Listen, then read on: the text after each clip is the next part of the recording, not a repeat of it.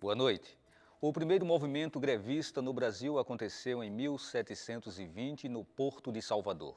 O sindicalismo surgiu como um ideal da classe operária, mas com o passar do tempo teve de seguir normas impostas pelo Estado. Uma história de conquistas, de conflitos e de ajustes. Hoje, evidencia-se uma relação quase indissociável entre política e sindicalismo, o que tem criado dependência partidária ou mesmo o acesso de representantes sindicais a cargos públicos. Atualmente, são mais de 7 milhões de pessoas vinculadas a sindicatos e centrais sindicais. Com o fortalecimento das lutas por melhores salários e condições de trabalho, greves e paralisações são constantemente deflagradas. Qual o papel da justiça nos dissídios coletivos? Até onde a categoria tem direitos acobertados pela lei de greve? Como diminuir as tensões que envolvem patrões e empregados? Essas questões estão na pauta do Opinião Pernambuco de hoje. E contamos com a presença de Fábio Túlio Barroso, advogado, presidente da Academia Pernambucana de Direito do Trabalho e professor da UFPE. Carlos Veras, presidente da CUT, Central Única dos Trabalhadores. Também Mário César de Carvalho, mediador público da Superintendência Regional do Trabalho e Emprego em Pernambuco. Você também pode participar do programa enviando perguntas ou sua opinião pelo telefone 3423-8533, e-mail opiniãotvu@gmail.com e pelo Twitter, @opiniãope. Bem, boa noite a todos, sejam bem-vindos ao Opinião. E vamos começar esse debate com o Carlos Veras. Carlos, em que momento nasce o sindicalismo aqui no Brasil? Como começou? Olha, primeiro, boa noite, Valdir, boa noite, doutor Fábio, boa noite, doutor Mário. O sindicalismo, não só no Brasil como no mundo, ele nasce diante de uma grande necessidade de organização do conjunto dos trabalhadores para poderem enfrentar as dificuldades e arrancarem direitos para que pudessem melhorar a sua condição de trabalho, tanto no serviço público como na iniciativa privada. Então, a necessidade de organização, né, com greves, através das ligas camponesas e tantas outras ações organizadas pelo movimento dos trabalhadores, faz com que surja o conjunto dos trabalhadores organizado nos seus sindicatos. Nós temos aí um surgimento da Confederação Operária Brasileira, né, que ela, inclusive, diferenciava no início do movimento o anarco-sindicalismo do socialismo. O que foi, na verdade, essa confederação e que diferença a gente vai realmente estabelecer aí entre essas duas formas de se ver um movimento de trabalhadores? Olha, até hoje, o movimento sindical muitas vezes é visto como um anarco, né? Muitas vezes tentam nos criminalizar, como se fosse algo que não pudesse estar constituído, né? Como se no momento que estamos em greve, no momento que estamos lutando pelo direito do conjunto dos trabalhadores mobilizado, é como se a gente estivesse fazendo algo que estivesse fazendo mal à sociedade, muitas vezes interpretada de uma forma extremamente equivocada. Então, o movimento sindical, ele tem passado por diversas reformulações, inclusive na forma que a gente possa estar atuando em defesa do conjunto do direito dos trabalhadores. Hoje, a negociação coletiva, ela é primordial para, inclusive, fazer essas diferenciações, porque a gente precisava, naquele período, fazer um grande enfrentamento. Nós não tínhamos o direito de poder, inclusive, estar no processo de negociação. Então, era um momento de repressão muito grande e hoje com o poder de negociação, com o amadurecimento inclusive do conjunto dos dirigentes sindicais, tem se tornado, a alguns momentos, mais fácil para conseguir alcançar o objetivo e arrancar direitos importantes para o conjunto dos trabalhadores. Doutor Fábio, na história do Brasil, quando a gente fala em sindicalismo, quase sempre ele está associado de alguma forma à política. A exemplo do próprio surgimento do PCB, né, que acontece lá em 1922. E quando o PCB surge, ele vem aliado muito às bases de trabalhadores. Então, o movimento do PCB, ele seria um divisor de águas na história do sindicalismo brasileiro? Boa noite, Valdir, Carlos Veras, Mário César, demais telespectadores, obrigado pelo convite. O movimento sindical tem que ser entendido como um movimento político. A função sindical, uma das funções sindicais, possui justamente esta vertente política, representativa e inicialmente do conjunto dos trabalhadores organizados e inexoravelmente de uma forma ideológica. fazendo frente ao movimento empresarial também organizado, que utiliza-se da mão de obra assalariada e que, sem o aparecimento do direito do trabalho, não havia limite algum por parte do poder privado e do poder econômico na utilização da mão de obra, que muitas vezes acontecia de forma predatória. Então, os movimentos ideológicos, os movimentos políticos ideológicos fazem parte de qualquer setor da sociedade civil organizada, bem como dos movimentos sindicais, seja dos movimentos sindicais profissionais, de trabalhadores, como também dos movimentos sindicais econômicos. Haja vista que nós temos, no seio da sociedade do trabalho, movimentos que representam, setores que representam interesses tanto profissionais quanto econômicos, em que pese haver uma maior representatividade, uma compreensão mais facilmente pela sociedade, que o movimento sindical está relacionado aos interesses dos trabalhadores. Mas cabe salientar que, em função da própria isonomia que o sistema jurídico possibilita para os sujeitos da relação de trabalho, há a possibilidade da criação de entidades associativas sindicais, tanto profissionais quanto econômicas, e cada uma, de acordo com a sua perspectiva, seja política ou ideológica, vai defender os seus respectivos interesses, de acordo, obviamente, com os valores da época, a capacidade de organização, enfim, que cada setor vai ter na sociedade do trabalho, seja no Brasil, seja em qualquer outro país.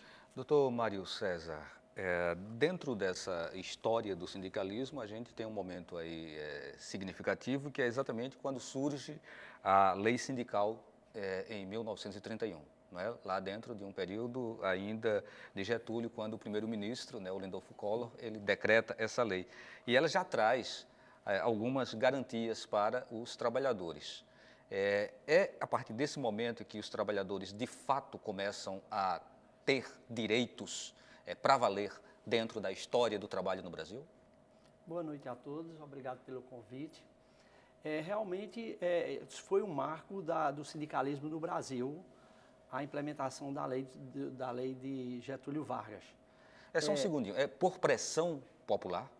Houve uma certa pressão popular, né? Os trabalhadores, eles vinham ao longo do tempo com muitas dificuldades, né?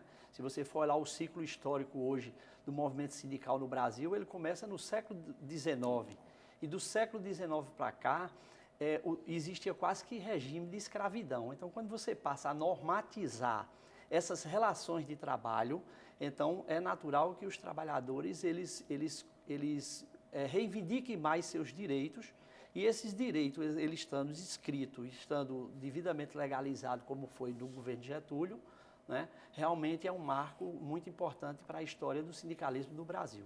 Foram muitas garantias, mas que mais tarde a gente vai discutir mais um pouco, mas que também houve interferência do Estado um pouco ainda na relação sindical desse período, que não está como está hoje o movimento sindical. Hoje está mais democrático, né? Está mais aberto à discussão.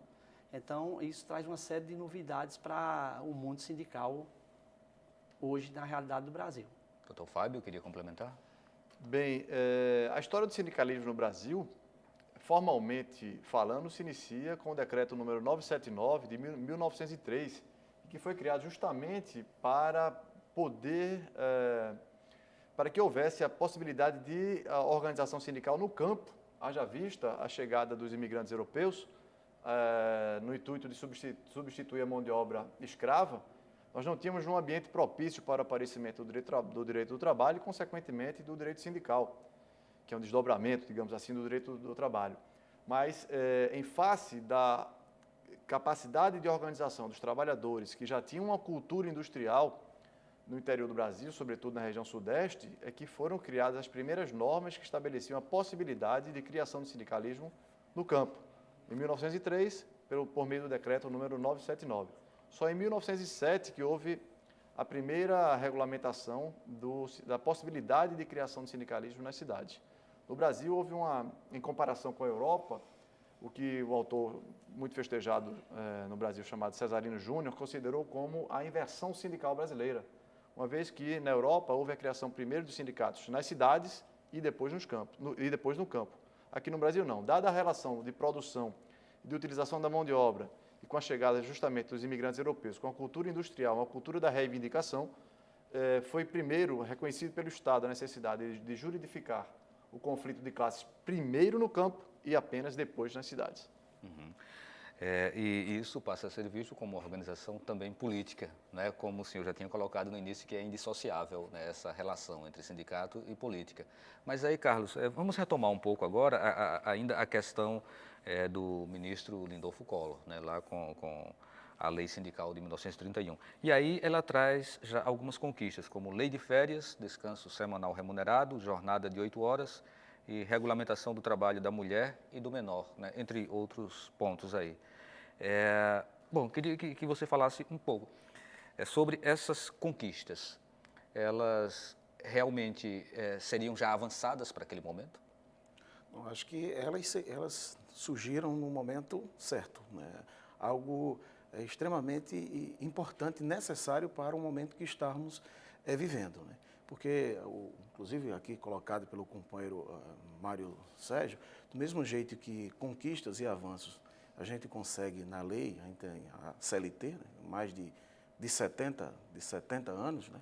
Que tem a CLT, do mesmo jeito que a gente consegue garantir direito ao conjunto dos trabalhadores, também tem um amarradilho dos trabalhadores com a questão do governo, né? O governo acaba querendo cometer uma interferência no momento que tem na lei também a questão do imposto sindical e da unicidade sindical.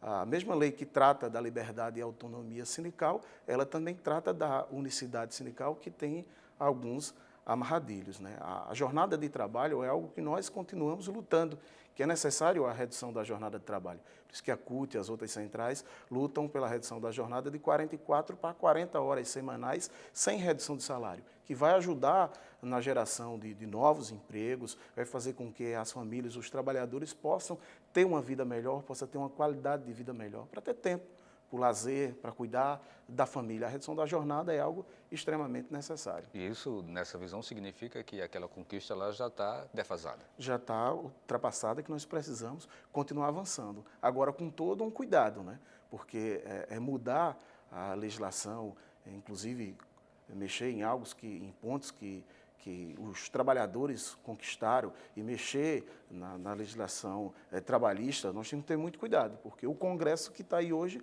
não nos representa.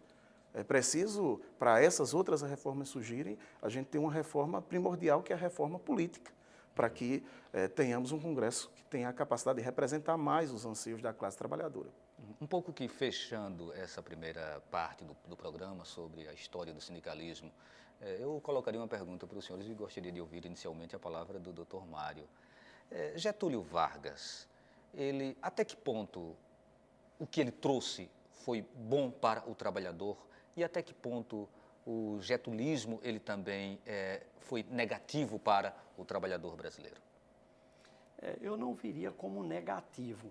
É como você colocou no início, eu viria como fosse uma forma de introdução da garantia de forma legal, que até então a gente não tinha nenhum disciplinamento em relação a esse tema, que trouxe essas garantias, como você bem colocou aí, o direito de férias, o direito de carteira assinada. Então, tudo isso foram inovações que vieram regulamentar o mundo do trabalho.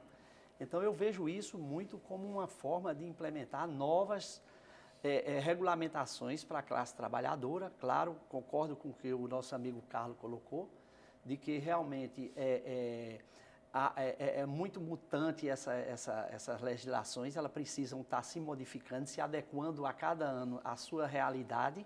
Então, o mundo do trabalho, ele gira muito em torno disso. Então, você precisa renovar, fazer uma renovação dessas legislações. E isso é o que trará para um debate, seja um debate de reforma sindical, política, como o próprio Carlos colocou aí, que vai fazer com que a gente possa realmente melhorar cada vez mais essa relação entre o capital e o trabalho.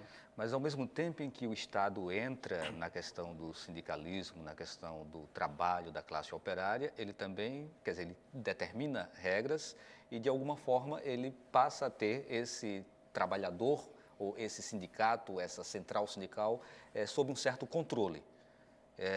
E algumas pessoas elas acabam apontando isso como sendo uma coisa muito, muito delicada, né? Merecedora de uma análise mais profunda. Eu gostaria de saber agora do Dr. Fábio, né? Qual é a sua análise sobre essa questão do envolvimento, ou do Estado envolver o campo do trabalho dentro de uma perspectiva, até certo ponto, política. Muito bem. Primeiramente, cabe deixar bastante claro para todos os telespectadores que o direito do trabalho é o direito de uma sociedade capitalista. Nós não estaríamos discutindo o direito do trabalho hoje se a sociedade não fosse uma sociedade capitalista. Então, nós temos uma sociedade de classe, onde há uma estrutura, há um arcabouço normativo que estabelece comportamentos, delimita as atividades tanto do setor econômico quanto do setor profissional. Então, o direito do trabalho, na estrutura do sistema capitalista, nasce para manter o status quo, a situação de fato, e impede, por sua vez, que os trabalhadores, por meio da luta social, da emancipação ideológica, inclusive, pudessem vir a modificar a sociedade do trabalho e implementar uma política ideológica diferente do que nós temos hoje. Então, tanto o direito do trabalho quanto os direitos sociais refletem muito bem, em cada momento da história, a capacidade de organização e de reivindicação dos grupos sociais organizados. Durante boa parte do século XX, os trabalhadores tiveram uma bandeira ideológica que puderam reivindicar e se posicionar como classe, como grupos políticos organizados, ideologicamente também organizados. Nesse momento, há uma certa diminuição dessa capacidade de pressão por parte dos trabalhadores, levando-se em conta a bandeira ideológica do socialismo, uma vez que o socialismo no leste europeu não mais existe. Consequentemente, e de uma maneira dialética, nós temos um incremento cada vez mais forte da política ideológica neoliberal, que comporta o afastamento do Estado das suas funções de promoção social. Então, mesmo o direito do trabalho, admitindo situações de inserção do trabalhador na dinâmica do sistema capitalista, dando-lhe garantias mínimas de manutenção, um instrumento perfeito, talvez o instrumento mais perfeito de controle social jamais visto na história da humanidade, estas garantias sociais vão sendo reduzidas em face justamente de o Estado vir reduzindo a sua capacidade e sua perspectiva e intenção de controlar as relações sociais. O Estado liberal tem por finalidade justamente a redução do Estado nas suas garantias sociais, o que, por sua vez, para o trabalhador é muito ruim, porque estamos diante de uma política que vai precarizar, vai reduzir garantias sociais e que, por sua vez, é conhecida no mundo jurídico como a flexibilização dos direitos do trabalho. Nós precisamos fazer um intervalo. Lembramos que você pode participar do programa enviando perguntas ou a sua opinião pelo telefone 34238533, e-mail opiniãotvu@gmail.com e também pelo Twitter @opiniãopr. A gente volta daqui a pouquinho.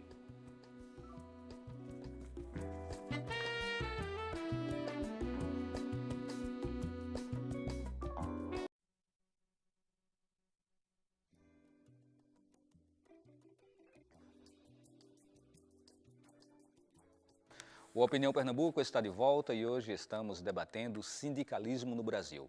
Para o debate, convidamos Fábio Túlio Barroso, advogado, presidente da Academia Pernambucana de Direito do Trabalho e professor da UFPE. Carlos Veras, presidente da CUT, Central Única dos Trabalhadores. E Mário César de Carvalho, mediador público da Superintendência Regional do Trabalho e Emprego em Pernambuco. Bem, está no site do Sintrajude. Imposto sindical financia centrais sindicais atreladas ao governo. Em 2013, a arrecadação com imposto sindical foi de 3,2 bilhões, 12% superior ao ano anterior. Às centrais foram destinados 159,7 milhões, sendo que a CUT foi a que mais recebeu recursos, seguida pela Força Sindical. Então, a pergunta que a gente deixa é como se dá a distribuição do imposto sindical. E aí a pergunta vai para o Carlos Veras. Bom, primeiro, as centrais sindicais passaram a receber o imposto sindical, se não me engano, de 2005 para cá, em diante, porque até então elas não eram reconhecidas como centrais sindicais, né? Um repasse que é repassado O que é o imposto sindical? É um dia de contribuição sindical, um dia de serviço do trabalhador que é recolhido, né? E aí é repassado parte para os sindicatos, parte para as federações e confederações e outra parte para as centrais sindicais. A CUT é a central que mais recebeu esse recurso porque ela é a maior central da América Latina. Você teria esses percentuais em mente agora?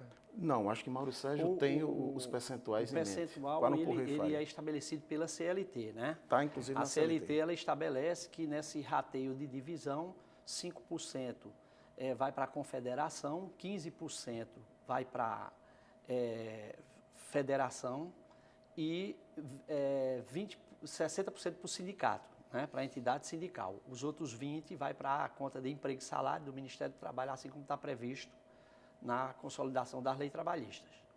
Aí dessa parte do Ministério é que vai um repasse para as centrais sindicais, né? Que são reconhecidas, né? Que estão no processo. Então, detalhando, a CUT, inclusive, como eu disse no início, é a única central que é contra esse imposto. Mas se nós não utilizarmos esse recurso, não vai voltar para os trabalhadores, vai ser utilizado... É contra, mas é quem recebe mais, né? Porque é a maior. Né? Você tem um percentual da CUT em relação às demais? 32, 30 e alguma coisa? A nossa representação hoje, a nível nacional, é em torno de 34% dos trabalhadores, da base dos trabalhadores que estão conosco. São 23 milhões de trabalhadores aqui no Brasil que são filiados à CUT diretamente. Então, nós, da CUT, inclusive, utilizamos desde o início o imposto sindical. Primeiro, realizamos um plebiscito popular para que os trabalhadores se pronunciassem referente ao imposto. Utilizamos ele na organização e na formação política do conjunto dos trabalhadores para que nós possamos conscientizar os nossos trabalhadores para fazer esse enfrentamento. Temos proposta, inclusive, no Congresso para mudar a questão do imposto, para ele não ser algo compulsório como é hoje, para que os trabalhadores possam, em assembleia, decidirem, né, se querem contribuir, com quanto vão contribuir e para quem vai. Porque tem muitos recursos desses que o trabalhador não sabe nem para qual sindicato está indo. Pronto, era exatamente essa questão que eu queria trazer para o Dr. Fábio, né? Até que ponto essa contribuição sindical ela não é autoritária e arbitrária sobre o salário do trabalhador? Bem, apenas concluindo a pergunta anterior, a lei que reconheceu as centrais sindicais foi a lei número 11.648 de 2008.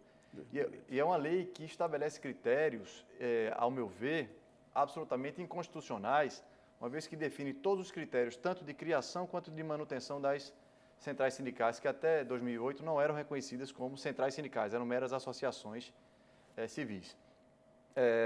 E essa lei nasceu, inclusive, para proporcionar um cupulismo e um elitismo sindical. Quanto maior a central sindical, maior o valor que ela vai receber.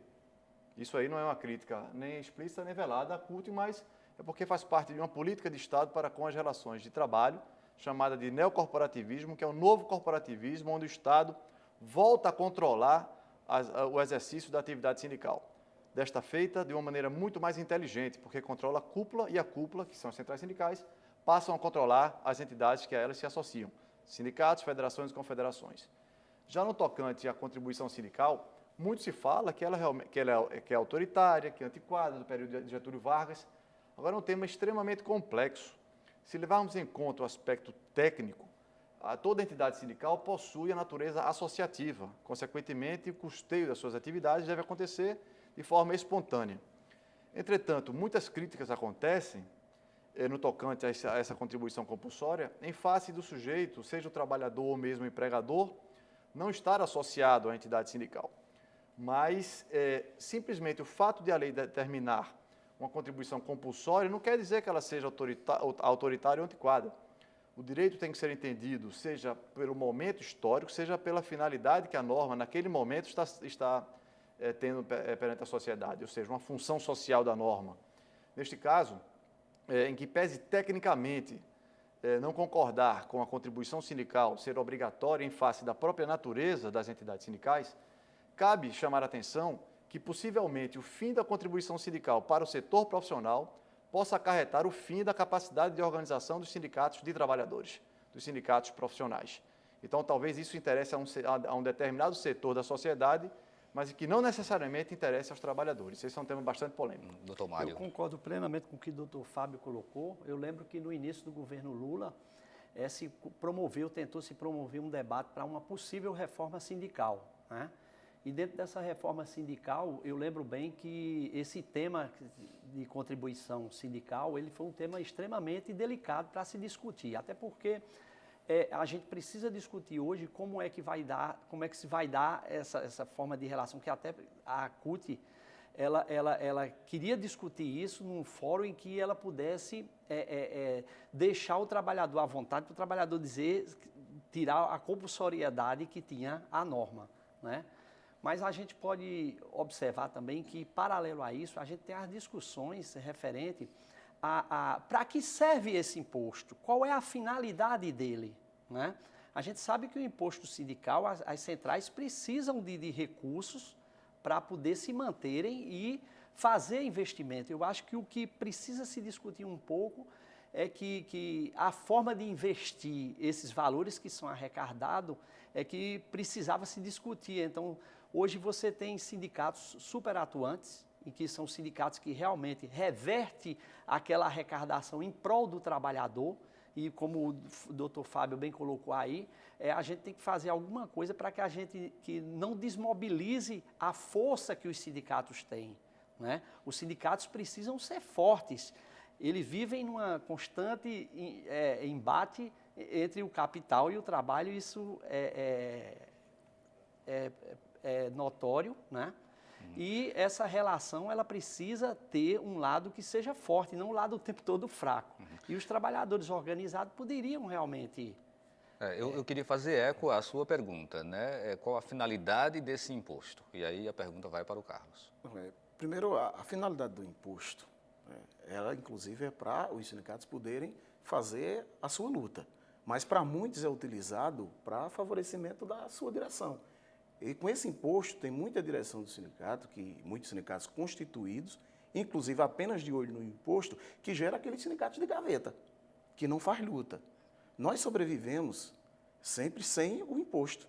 Agora, que o imposto foi constituído através do processo de legalização das centrais, a CUT passou a receber e passou a investir na organização dos seus sindicatos. E não concordo com a questão que das centrais é uma cúpula que controla os seus sindicatos. Pelo menos eu tenho exemplo de várias centrais, não só da CUT, que garante que dá a autonomia e a liberdade aos seus sindicatos de tomarem as decisões. A gente não comete interferência. E também não concordo que, com o fim do imposto, criando uma contribuição onde os trabalhadores decidiram, vá quebrar e vá deixar de existir alguns sindicatos. Nós temos exemplos claros. Aqui em Pernambuco, o Sintep, que tem mais de 30 mil filiados, não recebe imposto sindical. E é um sindicato extremamente atuante. Nós temos um sindicato que, graças a Deus, agora mudou a direção, como os rodoviários, que recebia muito recurso do imposto sindical, atuação zero, vivia a serviço dos patrões. Nós temos os agricultores familiares, que têm os sindicatos de trabalhadores rurais, que não recebem imposto sindical e sobrevivem e fazem a luta no dia a dia. Então, é muito um debate amplo que é preciso que os trabalhadores participem. Eu sei que sem um imposto vai fazer com que os dirigentes dos seus sindicatos passem a representar melhor a base, passa a ter uma presença maior na base para poder fazer com que o trabalhador possa estar contribuindo, que é através dessa contribuição que a gente sobrevive. Carlos, é fácil abrir uma central sindical? Hoje no Brasil temos, parece-me que 5, é isso? Centrais sindicais? São 5. 5, né? Reconhecidas, né? Porque já tem outras que estão no surgimento de criação. Inclusive, Como se abre uma central sindical? Olha, ela precisa ter um conjunto de sindicatos filiados. Para você ter uma federação, porque a gente tem que começar do começo, né? Para você ter uma federação, você tem que ter 5 sindicatos. 5 sindicatos. Para você ter uma confederação, você precisa de 3 confederações. Para, no caso das centrais, você precisa ter sindicatos, não tem uma quantidade específica. Agora, para ter direito ao imposto, se eu não me engano, é 5% da base do conjunto dos sindicatos, reconhecido pelo Ministério do Trabalho, filiado a ela, para ela poder também receber esse recurso. Que o danado do imposto sindical, inclusive, faça isso, criar outras centrais, porque o importante os trabalhadores, a gente ter unidade na luta. Mesmo nas outras centrais, para finalizar, o que é que a gente tem feito? Nós temos feito a marcha das centrais. Nós temos juntado pontos específicos para unir os trabalhadores como um todo, independente da sua central sindical, para poder ter uma pressão maior perante os governos para poder avançar nos nossos direitos. E hoje uma coisa que deixa a população de orelha em pé é exatamente a vocação política ou a postura político-ideológica dessas centrais sindicais. Né? De repente, coloca-se que a CUT ela defende a ideologia de um determinado partido ou de um determinado grupo de partidos. Né? A CGT também, a Força Sindical também. Né? E se coloca que isso acaba sendo... entrando, inclusive, dentro de um processo eleitoral, como sendo um balizador, né, de tendência de eleitorado. Então, isso é uma coisa que me parece delicada, mas eu gostaria de ouvir a palavra do Dr. Fábio sobre isso. Certo. Esse tema é muito complexo, realmente. Quando eu falei que a Lei 11.648, que reconheceu as centrais sindicais como entidades sindicais, é uma lei que estabelece uma cúpula do sindicalismo brasileiro, é pela sua própria estrutura normativa. A lei determina como função das entidades sindicais, das centrais sindicais, coordenar as atividades das entidades sindicais a elas filiadas, ou seja, sindicatos, federações e confederações.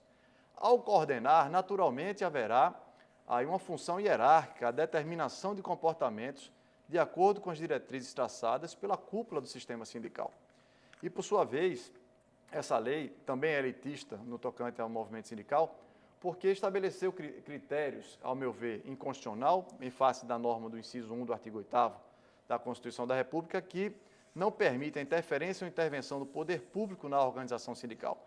E a lei determina critérios objetivos na criação dessas centrais sindicais.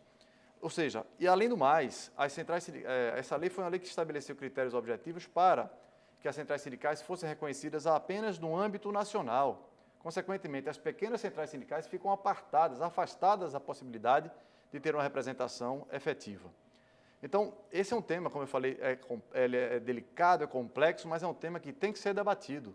É preciso que haja o debate, bem como o debate da contribuição sindical, que possivelmente na sua extinção, como propõe, inclusive o próprio artigo, salvo engano, o artigo 7º dessa lei 11.648, que ela seja voluntária, possibilitará, nós não sabemos, nós não temos uma bola de cristal, mas poderá possibilitar justamente a criação de novos sindicatos fantoches, sindicatos de carimbo, patrocinados pelo poder econômico, para que sirvam como apenas instrumentos de manobra do capital sobre o trabalho. Então, essa é a complexidade da situação. Né? Então, o aspecto político, o aspecto ideológico, sempre vai estar presente e patente nas discussões que viemos a traçar e acontecer quando formos falar de sindicalismo. Uhum.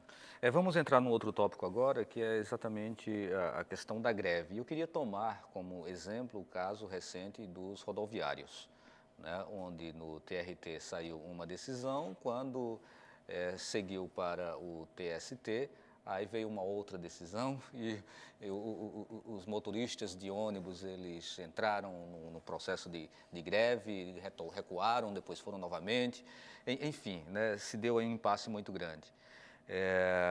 O que se deu exatamente nesse caso? Vamos começar com o doutor Mário e depois a gente fala um pouquinho mais sobre o direito da greve.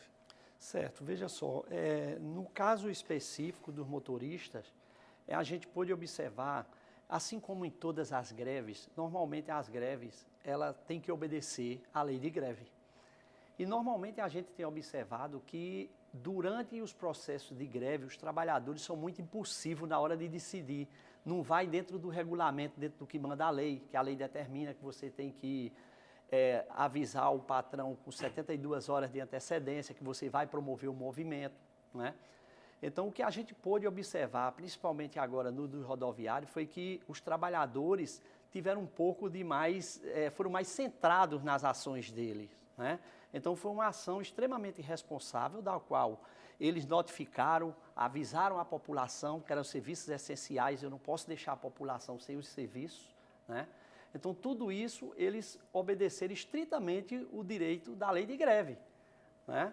Então, isso ajudou e muito a dar exemplo aos demais sindicatos de como se funciona a greve, porque a greve hoje ela não pode ser deflagrada simplesmente porque os trabalhadores se sentiram prejudicados naquele momento e já resolveram paralisar as atividades da empresa. A gente sabe e a gente tenta muito, nas negociações coletivas que a gente faz no Ministério do Trabalho, conscientizar os trabalhadores desse direito que eles têm para que eles não façam movimentos que inviabilize totalmente as atividades da empresa e traga prejuízo para a sociedade. Então, a lei de greve, ela vem para isso, é exatamente para que os trabalhadores entendam e façam cumprir a greve. Eu acho que o professor Fábio vai poder nos orientar um pouco mais com relação a essa questão do direito de greve, né? Mas que os trabalhadores precisam ter conhecimento um pouco dessa lei de greve, porque realmente a maioria das greves que a gente enfrenta, quando a gente vai trabalhar com os trabalhadores, que chega lá e pergunta para eles, a gente simplesmente parou a empresa, parou, não é assim, cara, tu não pode parar de uma vez na hora que tu quer, tu tem que parar avisando, e a lei existe, você tem que ver se a atividade é essencial ou não, para que você não inviabilize a vida de ninguém. Isso que o doutor Mário está colocando, Carlos, demonstra uma imaturidade sindical ainda, né, por parte de alguns. Não, eu acho que isso é fruto da demanda represada, do processo de distanciamento de conquistas nesses setores. Porque mesmo a gente tem vários exemplos no serviço público de greves que a gente cumpriu rigorosamente e foi decretado ilegal. O patrão sempre dá um jeito, o governo sempre dá um jeito de conseguir decretar abusivo, ilegal. Quando trata de serviços essenciais, aí é que a complicação é bem maior ainda. Porque daqui a pouco tudo, principalmente o serviço público, é essencial. E o direito do trabalhador poder estar inclusive, reivindicando seus direitos. O direito de greve é um direito constitucional. Aí, puxando para o serviço público, a gente tem uma dificuldade, né? Porque não está regulamentado, inclusive, ainda a questão da negociação coletiva. A Convenção 151 precisa ser regulamentada. Então, os trabalhadores têm que entender que a gente só faz greve, só faz paralisações quando é a última instância. Nós temos todo um processo de tentativa, de negociação, tanto com os governos como com os patrões, mas chega um momento que a gente tem que parar. Tem que ir para as ruas, tem que fazer greve, porque não está adiantando a negociação, porque tem muitos patrões que preferem muitas vezes levar para o dissídio para poder ter apenas a inflação no reajuste e ainda perder, os trabalhadores perderem, inclusive, ganhos que estão na convenção coletiva. Até onde há subjetividade na decretação da ilegalidade de uma greve? Essa é uma questão que a gente deixa para o próximo bloco. Lembrando que você ainda pode participar do programa, telefonando através do 34238533, e-mail opiniãotvu@gmail.com e também pelo Twitter, @opiniãopr. E a gente volta dentro de 2 minutos.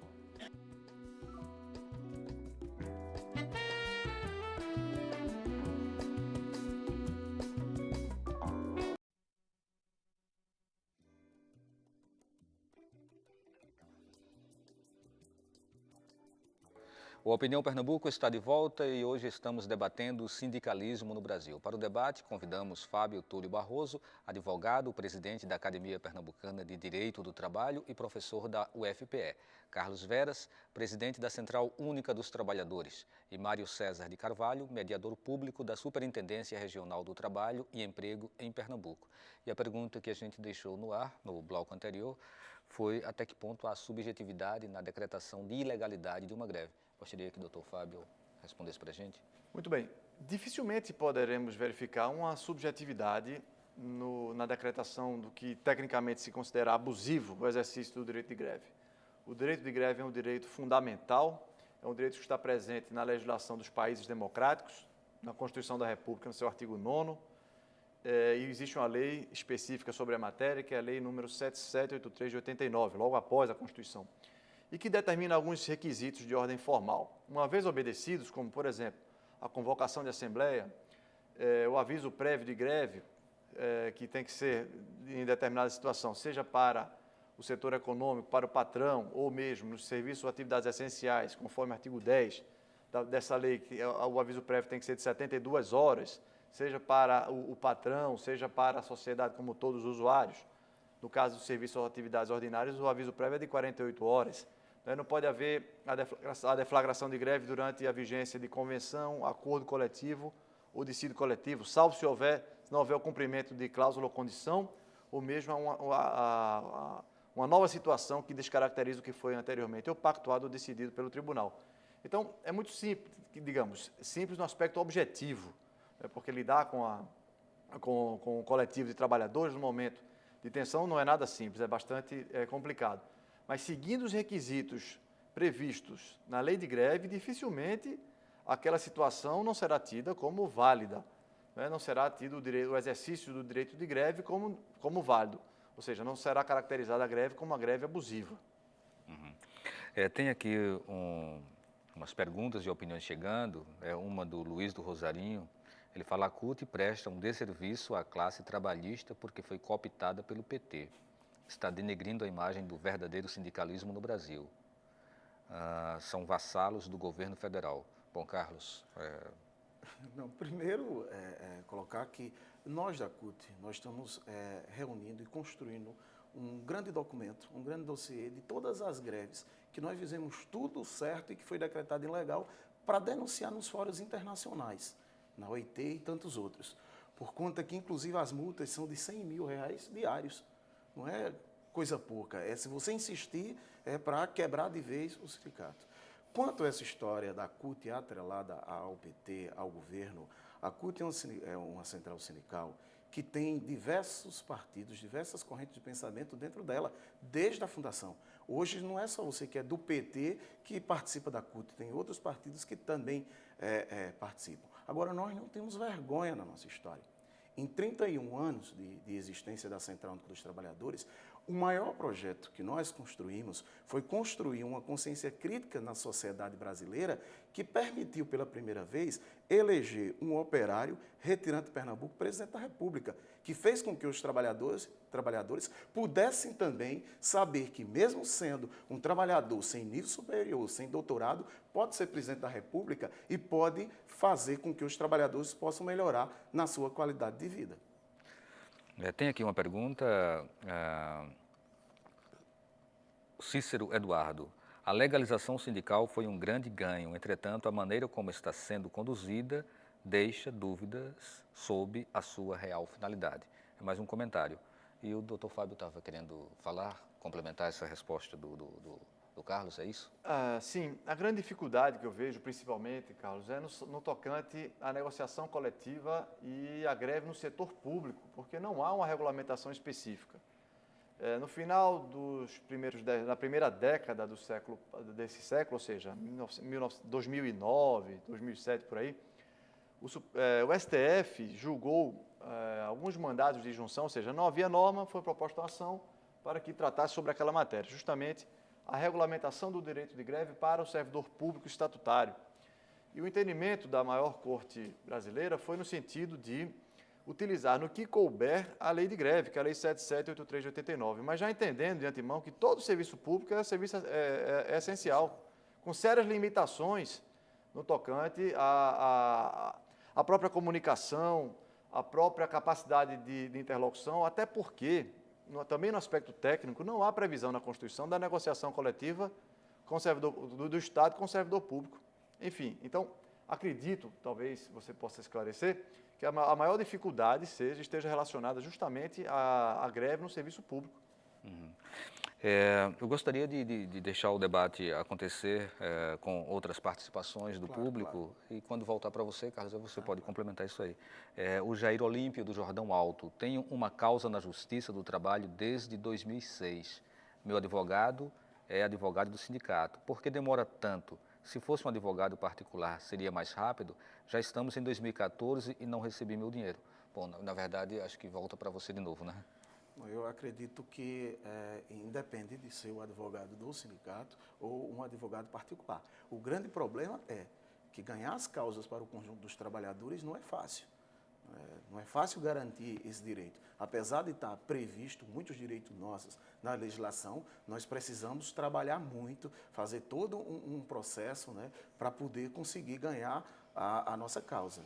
Não é algo tão simples, né? Por isso que tem alguns processos, inclusive, que a gente orienta que, se for comum, entrar com a causa coletiva, que dá muito mais força. Mas é preciso você acompanhar, ir ao seu sindicato, conversar com o setor jurídico e continuar nesse processo permanente de construção aí para poder garantir o seu direito. Doutor Mário, quando existe hoje, seja uma greve, uma passeata decorrente de uma greve numa grande mobilização de pessoas, ou mesmo, às vezes, pequenos protestos, a cidade para. As pessoas vão para o centro da cidade, tomam algumas artérias, né, algumas, às vezes, BR, enfim, e provocam uma certa paralisação da cidade, que já vive um problema muito grave de mobilidade urbana. A lei de greve, em algum momento, se faz alguma referência a esse tipo de ocupação? Existe algum lugar definido para você fazer um protesto, fazer uma passeata, ou não? Ou é tudo liberado? Não, até porque a própria Constituição, ela diz que é livre a manifestação, né? Ela garante esse direito, né? A gente vê muito que, normalmente, as pessoas, como forma de reivindicar, elas tentam atingir os pontos cruciais, né? Isso faz parte do movimento. Mas não tem nenhuma regulamentação que conheça, não. E chamar a atenção da mídia também, né? Não, é chamar a atenção, mas não tem. Certo. Agora, a gente sabe que existe dentro da nomenclatura do direito, né, umas variações, tipo acordo coletivo, dissídio coletivo, convenção, e que, seguindo alguns desses caminhos, se poderia evitar o dissídio, que é aquele momento em que a justiça tem que entrar em campo para poder criar uma condição mais conciliatória. Como o Carlos bem colocou aí, né, que o dissídio ele só é instaurado quando você esgota todas as possibilidades, né? A gente mesmo no Ministério do Trabalho, a gente tem feito um trabalho junto às entidades sindicais de tentar puxar esse diálogo para o Ministério do Trabalho para ver se a gente ameniza um pouco essas greves. A gente tem conseguido sucesso ao longo desses anos, só para você ter ideia, nós fechamos 735 acordos de janeiro até hoje.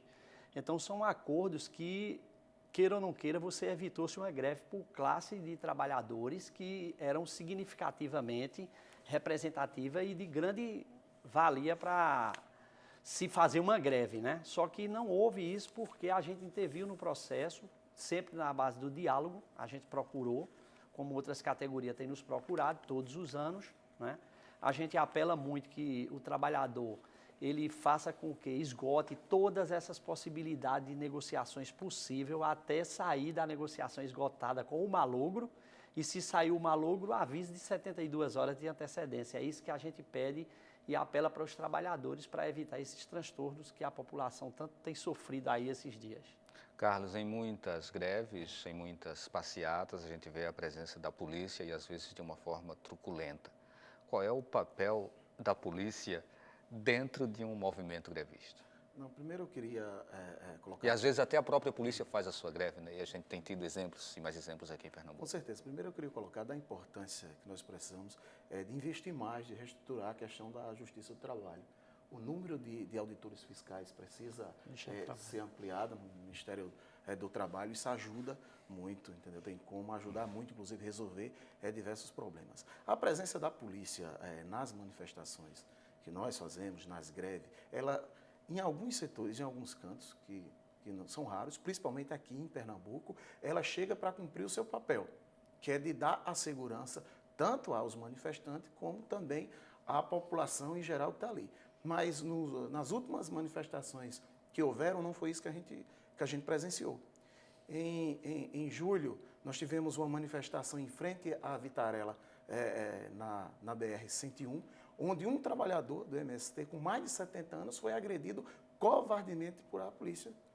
E agora, recentemente, com os companheiros trabalhadores do comércio informal, em uma manifestação, foram covardemente agredidos. Companheiros algemados foram, de forma muito próxima, né, a queima-roupa, atingidos por bala de borracha que chegou a perfurar o corpo, a perna desses trabalhadores e trabalhadoras. A CUT tem exigido, inclusive da Prefeitura de Recife, do Governo do Estado, uma retratação e investigação desse processo, porque esse não é o papel da polícia chegar para agredir o conjunto dos trabalhadores e trabalhadoras que estão ali, e sim dar segurança a eles e à própria população como um todo. E polícia também faz greve, não é, doutor Fábio? Todo mundo pode fazer greve? Polícia não. Não, de antemão não. Aos militares, a Constituição veda o direito à sindicalização e à greve, em que pede sejam trabalhadores e prestam serviços em situações extremamente delicadas e com extrema vulnerabilidade. não é o fato de não haver a previsão do exercício do direito à sindicalização e, consequentemente, à greve, que esta parcela considerável de trabalhadores deva ficar aquém de uma negociação ou do diálogo com o Estado, haja vista que também são trabalhadores e também precisam ser tratados com dignidade. Doutor Mário, o senhor falando sobre isso?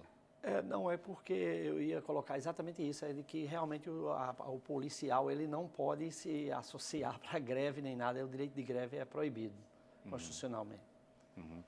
Como ficou então o caso dessas greves que a gente teve recentemente envolvendo a polícia aqui em Pernambuco? Elas chegaram a ser julgadas? Não, até porque a própria greve é ilegal. A forma de se fazer a greve é que é diferenciada, né? Você observa que normalmente a greve o policial está apaisando, né?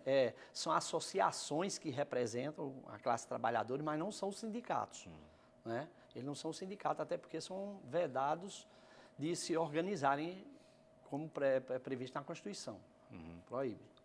Os policiais, principalmente do Estado, são servidores públicos estaduais.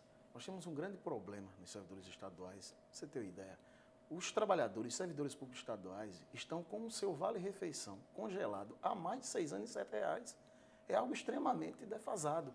Então, todos os segmentos na área dos servidores públicos estaduais se movimentam. Eles têm direito também de reivindicar os seus direitos. É importante, inclusive, que eles, quando nós, outros trabalhadores de outras categorias, estão reivindicando, pudessem também se colocar no lugar daqueles trabalhadores para não agredir de forma tão pesada como fazem.